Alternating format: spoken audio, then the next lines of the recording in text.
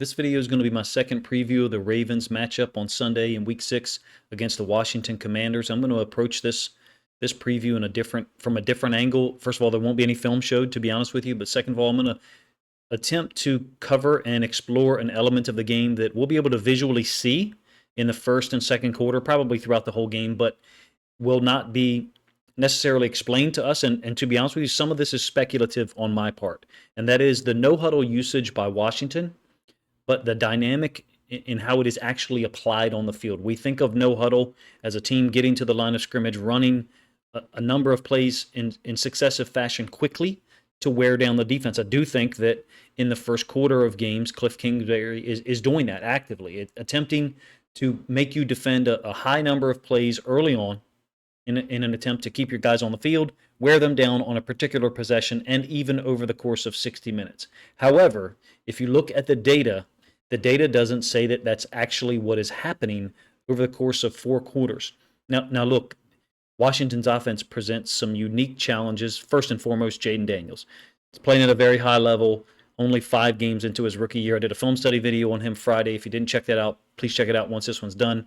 I like to put out Sunday morning content for Ravens fans and or the opponent's fans to check out. We know the numbers at this point as it relates to Daniels. The team is averaging a league-high 31 points per game. Daniels, 77% completion percentage, 4 touchdowns, 2 interceptions in terms of passing. Their run game is producing at an incredibly high rate. They have an NFL best 13 rushing touchdowns in 168 attempts. Now, those 168 attempts are the third highest in the NFL through 5 games. But if you break down the data, 1 rushing touchdown every 12 attempts or so.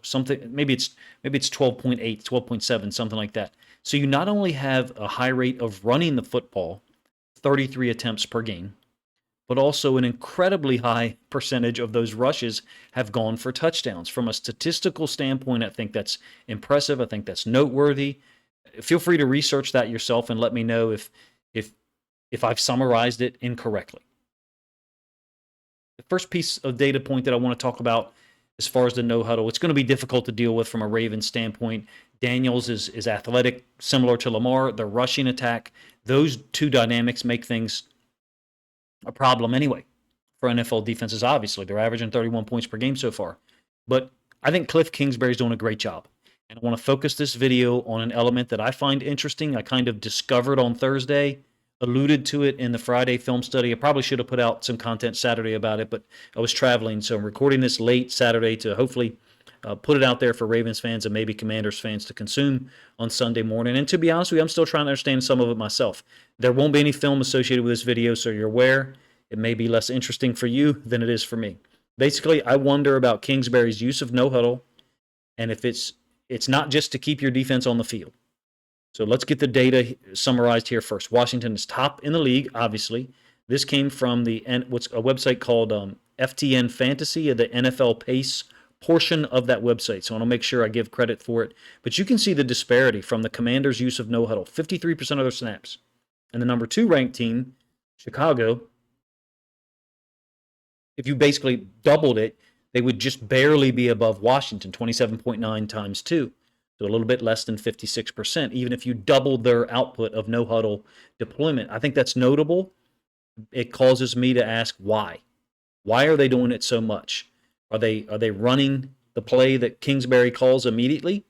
Are they in a check with me system, basically whereby Daniels gets up to the line and the headset communication is still active, obviously, until the 15-second mark when it shuts off? So Daniels can see, okay, if we get this look, run the play. He gets that look, run the play, boom. If not, he checks with Kingsbury and they still have time remaining on the play clock. You can't do that if you huddle and you get to the line late. So from that standpoint, I think it's genius, number 1. Number 2, he's been a high no huddle usage guy previously in the NFL with Arizona, but not this high. And the disparity in the data that I'm going to talk about here in a moment did not exist in the same fashion. Let's get to that a little bit in a minute. Washington, as you can see, is the highest run-pass ratio in the league at almost 55%, 54% run, and almost just above 46% pass. The Ravens, by the way, are about 53-47 And at this point, Washington's been so efficient in the pass game, it caused me to do further investigation. Here's my theory. I think Kingsbury and Daniels are exhibiting a tremendous amount of control with the no huddle and finding the right options a high percentage of time. Credit to Kingsbury, credit to Daniels. They're able to utilize the NFL communication system, the one-way headset in the quarterback's helmet, to get into the right look. I got no problem with a 50-50 run-pass ratio. I think it's appropriate. I think it's smart in this day and age. By definition, to me, it keeps the defense off balance. I reject those who say that every successful offense should be in the 40-60 range or 42-58 in terms of the pass outweighing the rushing attempts. I think teams can succeed with different philosophies or different concepts, be it the run or the pass game. I'm not judgmental about style of play. And my example here is the Washington Commanders. They're running the ball an inordinate amount of times compared to other teams in the NFL. Again, 33 rushing attempts per game, number one. Number two, it's happening from a no-huddle system, which is in and of itself, as the data displayed here, an anomaly. I don't think that there's a limiting factor here for long-term sustainability. Let me get a little bit more data in front of you so that you can understand my overall point. This is, it might look similar, it's not. I want to look at the two columns you see highlighted: seconds to snap, which is in red, and then no huddle percentage, which is in yellow, golden yellow, whatever you want to call it. It's, again, comes from the NFL Pace website. And as I understand this, Washington's 29.5 basically means there's 10 seconds left on the play clock on the average time when they snap the ball. So Kingsbury and the Commanders are going no huddle 53% of the time. But at the same time, which is a total outlier anyway with the previous data that I showed you, but look at it now compared to when they snap the ball. Out of the other 9 teams that take the longest to actually snap the football, like the Chargers, the 49ers, the Bucs, and the Titans, all of them are huddling a high percentage of the time. They're taking a while to snap the ball. That makes sense. In application, Kingsbury's no huddle is actually not pushing the pace, at least according to this data. Now there's only a full second of differential between Kingsbury's 29.5, meaning that's how much time has elapsed before they snap the ball, versus the Chargers, 49ers, those guys. There's a little bit more than a second between Washington and the Chargers. How much of this is because they've been in the lead at times? So what I did with this data, before I ran it and recorded this video, I tightened the score differential up to -7, meaning you're trailing by 7, to +7, you're leading by 7. And guess what? The data was exactly the same. And it was only 210 plays. As you can see here, we got 314 plays displayed for Washington, 210 plays of their snaps of theirs this year on offense. They've been within 14-point differential, or up leading by 7, down to trailing by 7. And the data was exactly the same. As far as the no-huddle percentage, it was 55% actually. And the seconds to snap was actually, I think, a little bit shorter. They were snapping at 28.9, still within, I think, the range of normal behavior. So check out what happened. If you don't think my theory makes any sense at all, or I'm building up to a point here, check out what happens when we reverse sort the data. So let's reverse sort it here by seconds to snap. So what we have here is we have the teams who snap the ball the fastest. So Atlanta, Indianapolis, Seattle, the Ravens, the Bears. Now you do have some teams in there that fall behind offense. So maybe the data is skewed by them snapping the ball early in the fourth quarter when they're trying to make a comeback. I understand that. In this scenario, though, look at the column I have highlighted. Washington is one of the few that runs the no huddle the most, that is not among the teams that snap the ball the fastest. They're actually hurrying up to wait, hence the title of the video. So as you keep that data in your mind, I want to go back to the seconds to snap data. You can notice how anomalous Washington is. This is basically resorted again for the teams that take the longest to snap the football. The Chargers under Greg Roman makes sense. The 49ers also makes sense. The style of play that those two teams utilize, running the football a lot, playing under center often. Kingsbury is exhibiting a different type of control. I think my suspicion is, look, him and Daniels are on the same page. They know what they're looking for, whether they're in 11 personnel whether they're in 12 personnel. I think this is brilliantly done if my theory is correct. I think Washington is succeeding so far, and they'll continue to do so because of the unique talents of Daniels. He's more than just a dual threat quarterback. That's a limiting description or phrase. I reject it. But I think the organizational structure that Kingsbury has put in place, this is not going away. Now, what I mean by that is he's getting lined up, and he gives Daniels time to confirm a look that they expect to see based on a particular formation, forcing you as the defense to show your hand longer. And then he, Kingsbury, retains the ability to communicate with Daniels longer because they've gotten lined up quicker, sooner. They didn't huddle. And now they can run it or they can change the play. Who knows what their communication system is? I do actually have a theory of another aspect to this theory where I think Daniels at times is using different nonverbal cues to Kingsbury to confirm or deny the things that Kingsbury's saying, but I can't prove those things, so I'm not going to throw them out there. Look, am I saying the Ravens can't stop him or slow him down? Of course they can stop him or slow him down. But the nature of this threat is different, not just because of Daniels and his unique skills, but because of what Kingsbury is doing.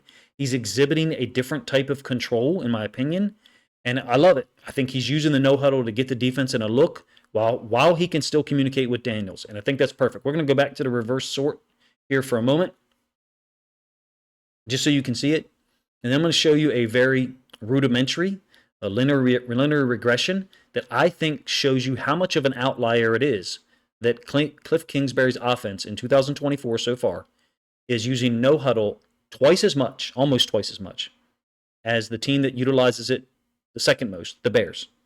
But at the same time is the fifth slowest pace of play in terms of actually snapping the football.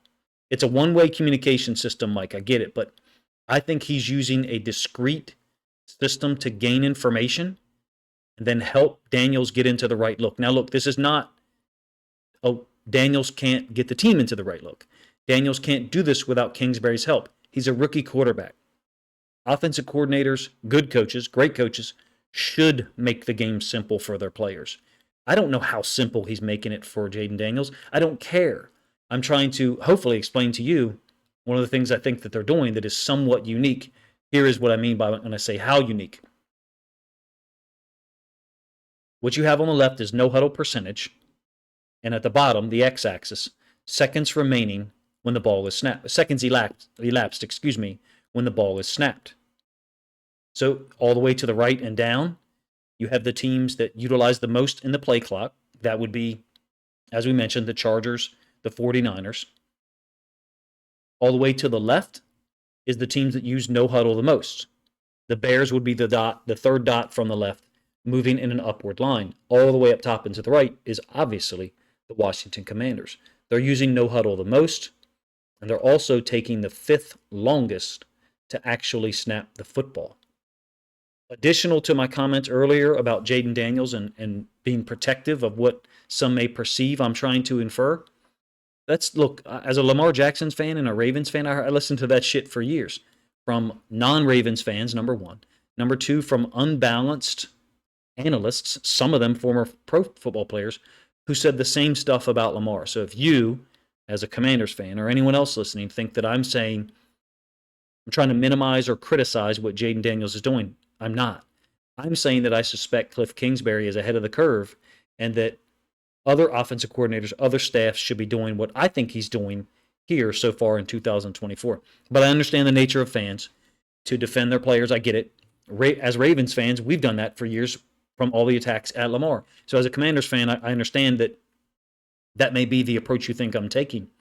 I would not do that against Jayden Daniels, nor Caleb Williams, nor Bo Nix, or whoever, because like I said, we listened to that crap for years about Lamar Jackson. We rejected it then, and at least me, I'll do the same thing for another rookie quarterback that's playing at an incredibly high level.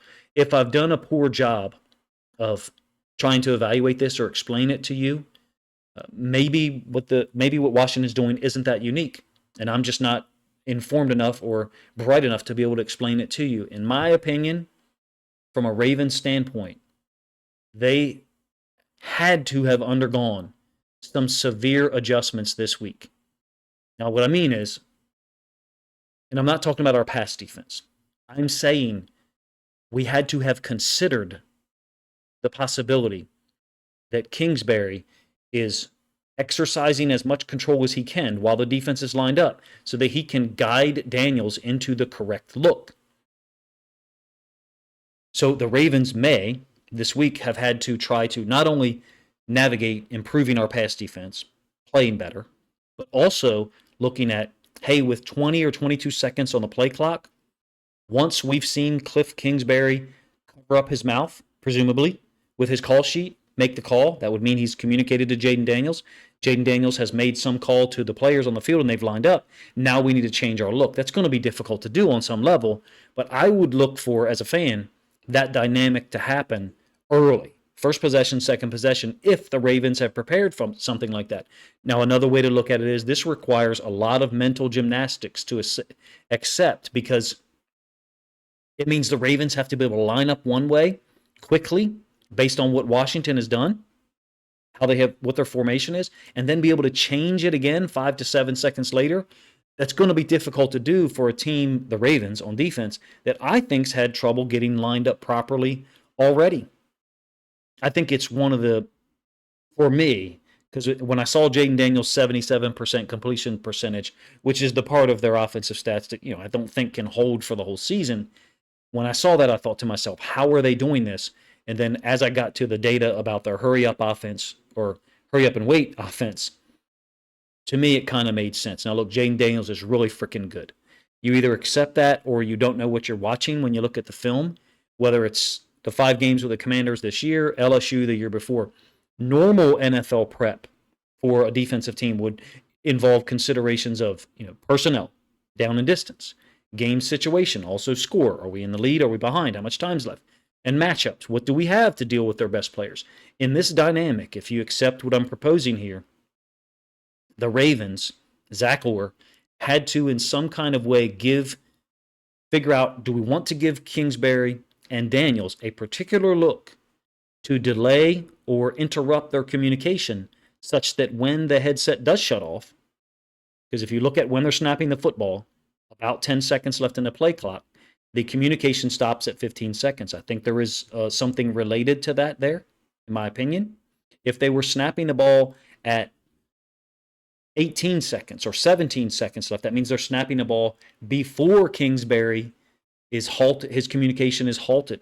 I think the Ravens may show a too high safety structure often and then move post-snap to try to give Daniels a different look post-snap than what he gets. They may not try to shift before the ball is snapped, get into a different look after the snap. They do run the risk of being in the wrong coverage, number one. Number two, being in the wrong look from an alignment standpoint against the run. This is a heavy run team. Brian Robinson Jr. being out obviously is a big factor.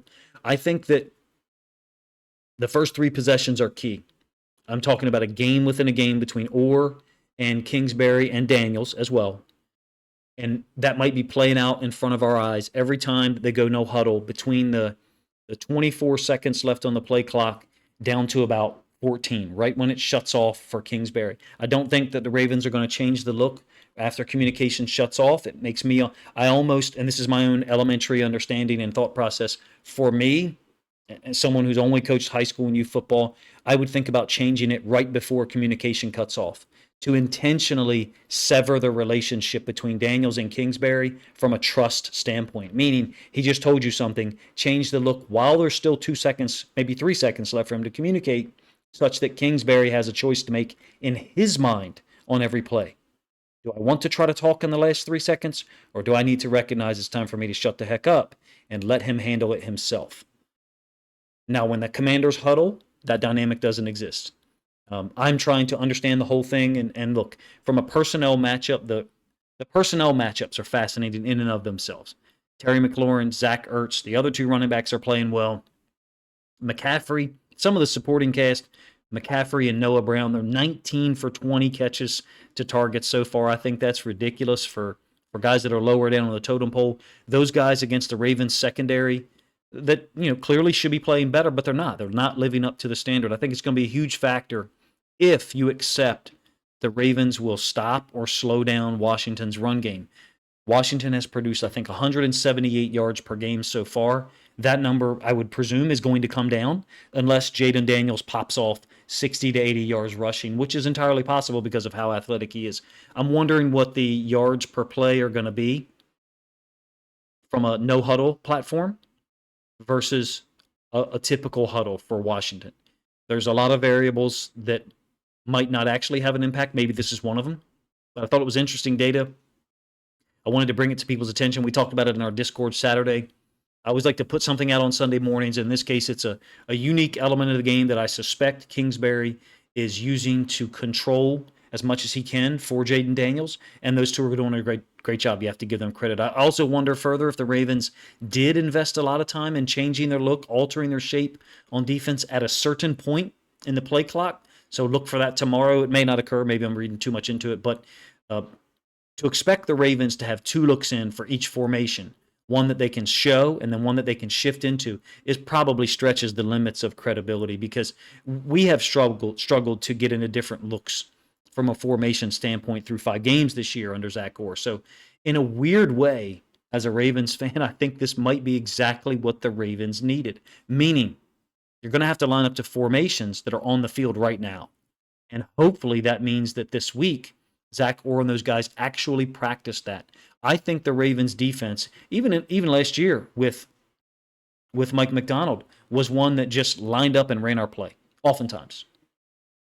Basically, whatever our coverage is, we're going to line up and play it regardless of what formation you're in.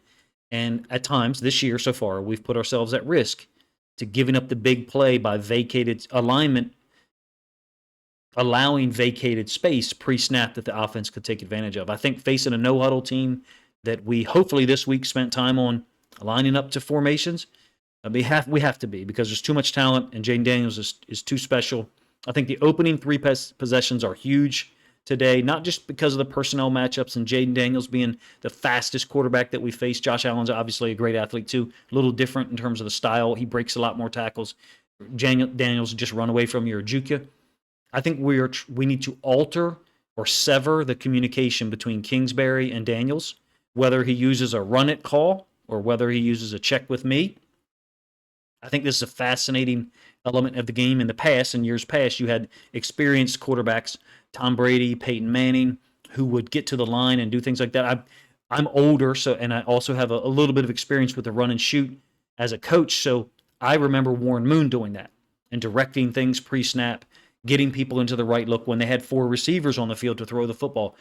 The difference here in this case is it's being done through the headset with a flow from Kingsbury to Daniels to the field with spectacular results so far. I speculate, if how much Zach Orr and those guys spent time trying to interrupt or sever that relationship and then put Daniels in less advantageous positions as a result. Appreciate you guys' time. Let me know what you think in the comment section of some of my thoughts here. The data I tried to present that I thought was anomalous. If you enjoyed this video, please consider grabbing a link to it, share it out on social media so other Ravens or Commanders fans can enjoy it as well. Appreciate you guys' time.